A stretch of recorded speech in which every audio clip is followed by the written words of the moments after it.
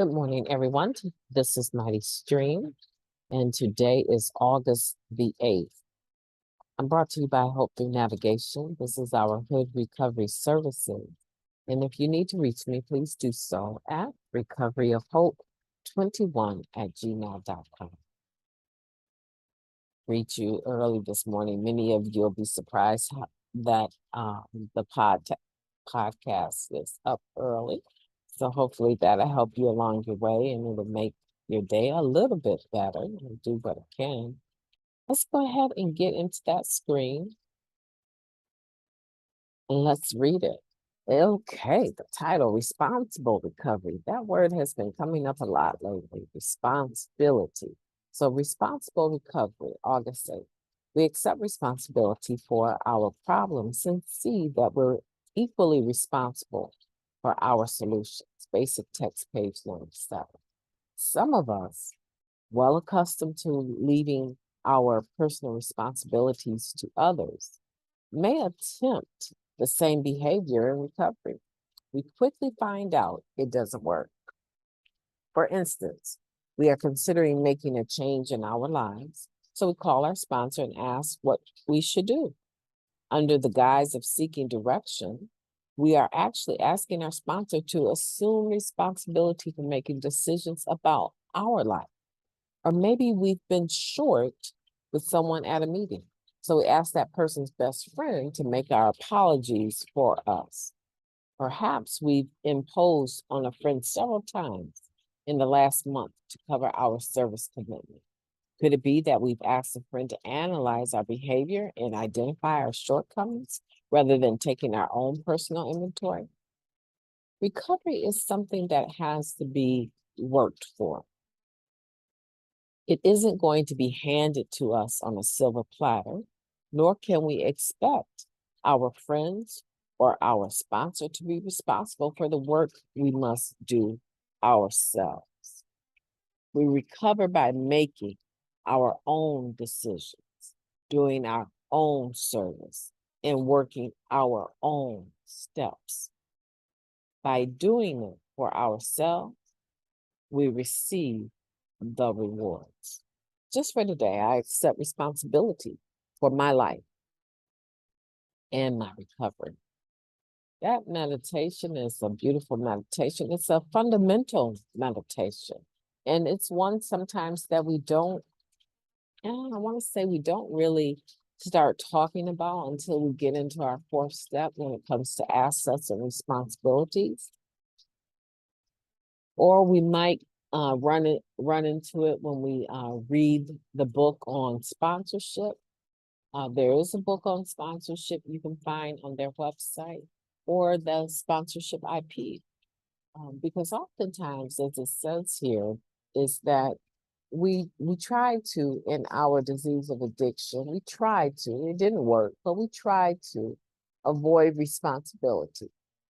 Then we get clean and we find out just how responsible we actually are for our actions, right?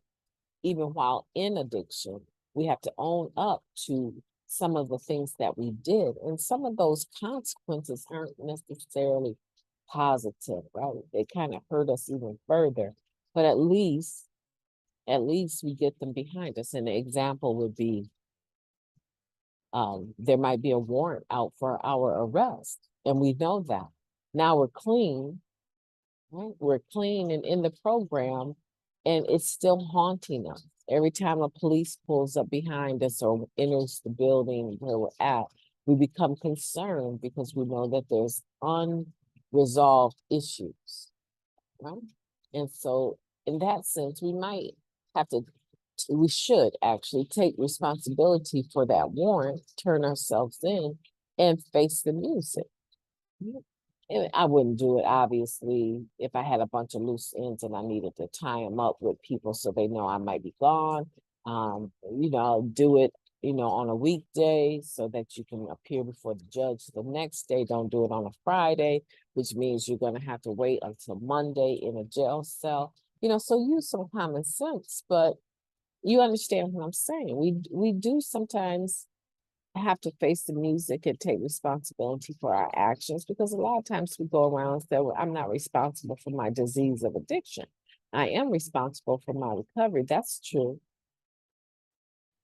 But there's some things that need to be cleaned up. And a lot of times we don't get to that until we actually get to our fourth step, right?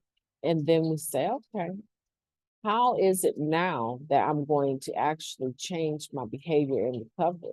Because I have people that ask me, not even necessarily sponsees all the time, but I have people that ask me my opinion about what they should do.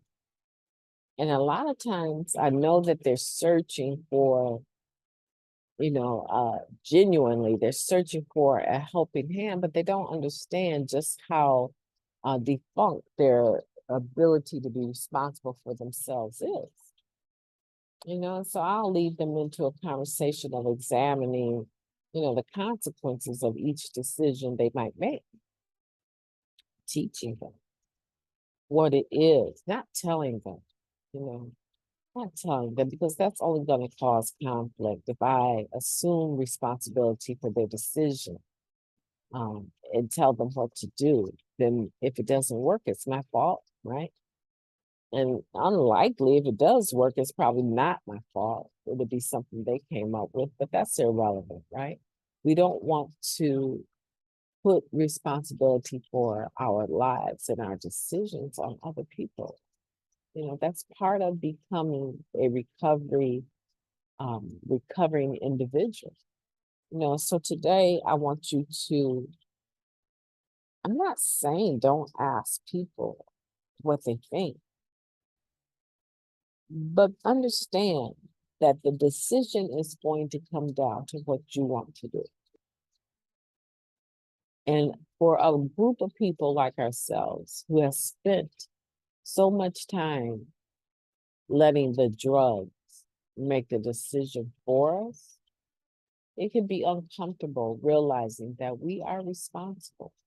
I was talking to someone the other day, and unfortunately and fortunately, this person, passed through a divorce, and the conversation was about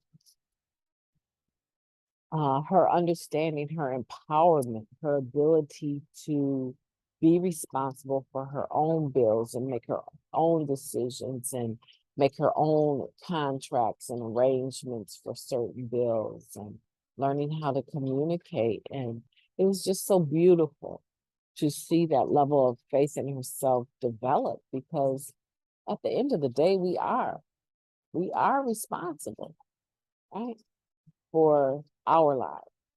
And it's important that we know how to take care of ourselves.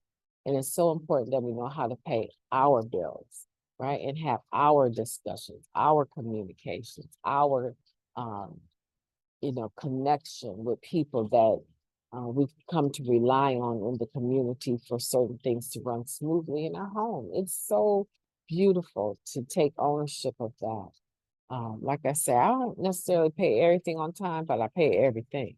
And I make sure that they understand that I'm not ducking and dodging, right? I'm not ducking and dodging anyone, right? Not today. I don't answer random phone calls on my phone that say scam likely, right? If it's real important, I let people leave me a message. But typically, when it comes to being responsible for bills, I don't want my family to suffer because of poor management on my behalf. That's a big deal to me. I want you to start thinking about being responsible for your recovery, making your decisions in wisdom, right? If you don't have all of the necessary information to make the decision, Google it, YouTube it, pull some of your friends aside and have a discussion, and have lunch having the discussion or something. But just remember that we should accept the responsibility for our own lives and our recovery. And it will make you feel so much better. I promise you, it will. My name is Mighty Stream, and I am going to be talking to you tomorrow.